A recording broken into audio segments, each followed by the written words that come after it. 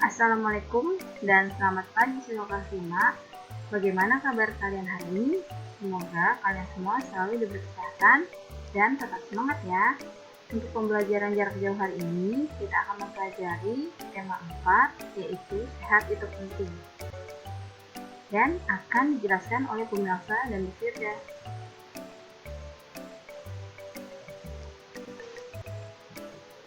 Table of contents yaitu materi yang kita pelajari. Pertama, organ peredaran darah hewan. Kedua, faktor-faktor yang mempengaruhi kesehatan organ peredaran darah. Yang ketiga, gangguan kesehatan organ peredaran darah pada manusia. Dan yang keempat, cara menjaga kesehatan organ peredaran darah.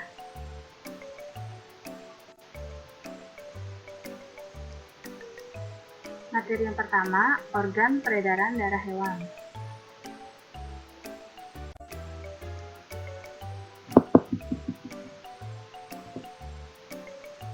Sama seperti manusia, hewan juga memiliki sistem peredaran darah. Sistem peredaran darah hewan terdiri atas peredaran darah terbuka dan peredaran darah tertutup.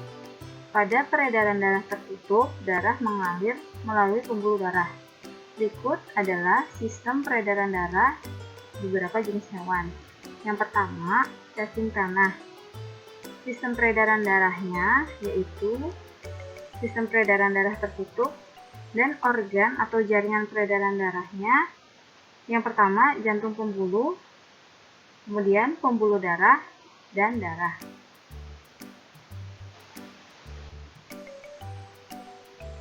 Jenis hewan yang kedua, serangga.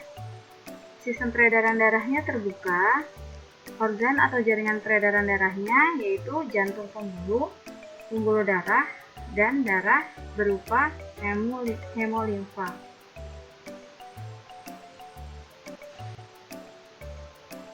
Yang ketiga, ikan. Sistem peredaran darahnya tertutup. Organ atau jaringan peredaran darahnya yaitu jantung beruang 2, pembuluh darah, dan darah.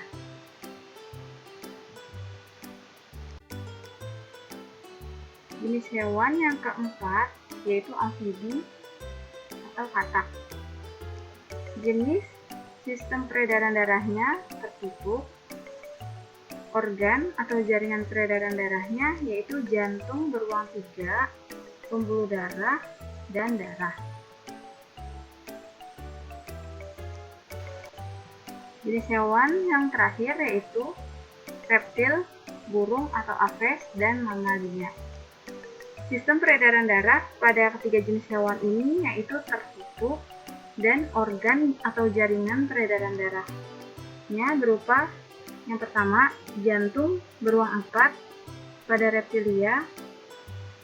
Sekat antara bilik kiri dan kanan belum sempurna. Sedangkan pada burung dan mamalia sudah sempurna. Kemudian pembuluh darah dan darah. Faktor-faktor yang mempengaruhi kesehatan organ peredaran darah. Yang pertama, perilaku. Perilaku sehat akan menunjang kesehatan. Misalnya kebiasaan pola makan yang sehat, tidur tidak larut malam, dan olahraga secara teratur. Faktor kedua, lingkungan. Lingkungan yang bersih dan asri, serta memiliki sarana kebersihan yang memadai, akan menunjang terwujudnya hidup sehat. Faktor ketiga, keturunan. Tak jarang terdapat beberapa penyakit diturunkan dari garis keturunan yang memiliki riwayat penyakit gangguan peredaran darah. Faktor keempat, pelayanan masyarakat. Pelayanan masyarakat salah satu faktor yang menunjang terwujudnya kesehatan masyarakat. Gangguan kesehatan pada manusia ada 2 faktor.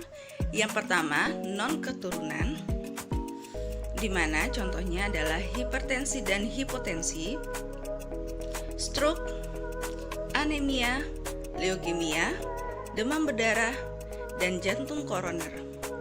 Sedangkan faktor keturunan ada varises, hemofilia, dan thalassemia. Hipertensi, tekanan darah tinggi. Ketika tekanan darah di dalam pembuluh darah arteri lebih tinggi dibandingkan normal atau lebih dari 120/80 mmHg. Faktor yang dapat meningkatkan risiko hipertensi yang pertama usia lanjut, faktor keturunan, gaya hidup tidak sehat contohnya merokok, kelebihan berat badan atau obesitas, kurang berolahraga, mengkonsumsi makanan mengandung garam berlebih, dan stres. Pengobatan: mengkonsumsi makanan bergizi, banyak minum air putih, dan rajin berolahraga. Yang kedua, hipotensi atau tekanan darah rendah.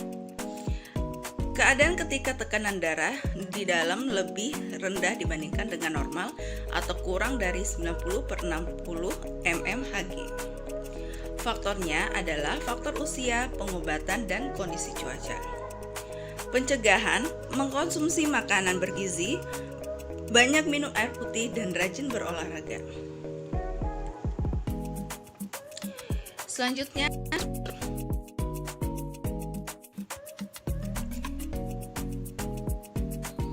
stroke disebabkan karena pecahnya atau tersumbatnya pembuluh darah di otak sehingga otak tidak mendapat asupan nutrisi dan oksigen sehingga mengakibatkan fungsi saraf tubuh terganggu dan bagian tubuh tertentu tidak dapat digerakkan.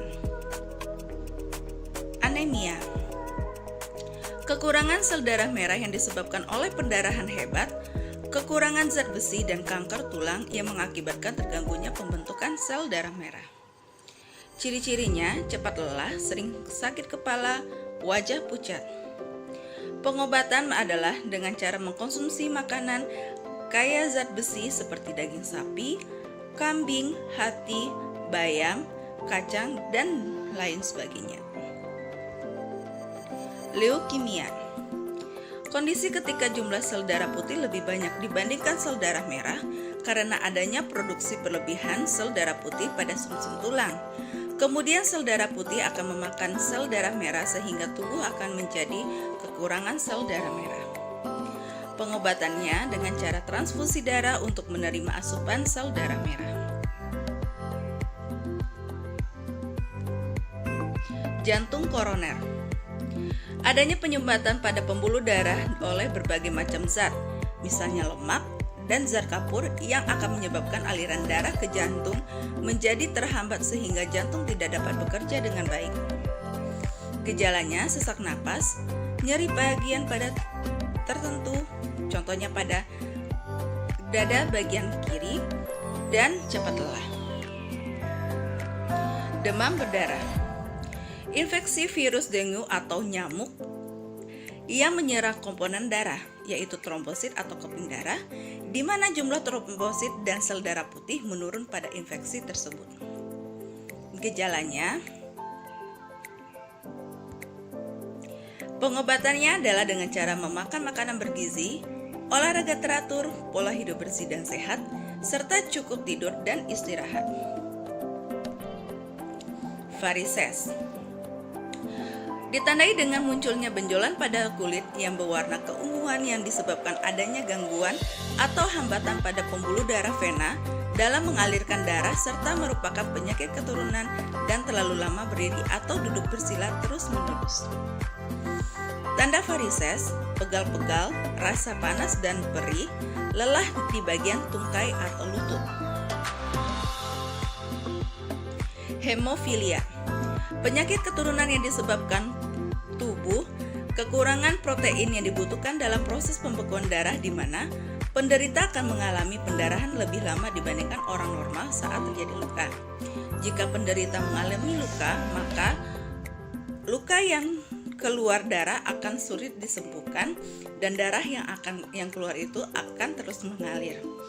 Caranya untuk pengobatan dilakukan dengan pemberian obat baik untuk mencegah timbulnya pendarahan maupun mengobati saat terjadi pendarahan. Thalassemia: kelainan pada darah yang dapat memproduksi cukup hemoglobin, pembentuk sel darah merah yang berguna untuk mengikat gas oksigen dan membawa ke seluruh tubuh. Gejala: mudah merasa lelah, lemah, sesak napas. Cara menjaga organ kesehatan peredaran darah. Yang pertama adalah istirahat secara teratur, berolahraga, memilih makanan yang bergizi seimbang. Sekian pembelajaran kita hari ini, dan kurangnya Ibu mohon maaf. Terima kasih atas perhatiannya.